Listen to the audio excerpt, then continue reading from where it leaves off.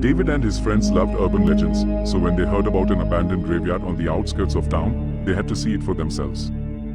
The place was rumored to be cursed. Anyone who stayed past midnight would never be seen again. Laughing off the warnings, they arrived at the graveyard just as the sun dipped below the horizon. The air was thick with the scent of damp earth, and a chilling breeze rustled through the trees. "Let's split up," Mark suggested, shining his flashlight around the overgrown tombstones. "We'll cover more ground." Reluctantly, David wandered deeper into the graveyard. The headstones were cracked and covered in moss, their inscriptions barely legible. Then he saw it, a fresh grave, unlike the others. The dirt looked recently disturbed, and a wooden sign read, "Do not dig." Curiosity got the best of him. He knelt and brushed away the loose soil, revealing something beneath, a mirror. Confused, he wiped it clean and froze.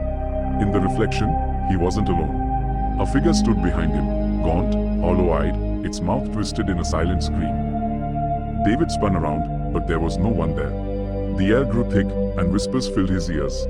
His breath hitched as he realized the voices were calling his name. He bolted, stumbling over roots and headstones, desperately searching for his friends. But the graveyard stretched endlessly. The more he ran, the more the tombstones multiplied around him, forming a maze. And then he saw them, his friends, standing still. Their faces were pale, their eyes vacant. "Guys?" David gasped. They spoke in unison, voices distorted. "We are already buried here." A cold hand gripped his shoulder. The ground beneath him gave way, and he fell into the very grave he had uncovered.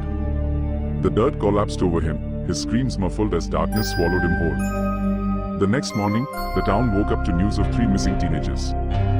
The graveyard, however, remained unchanged, except for one new tombstone, and a faint, muffled scream still echoing from below.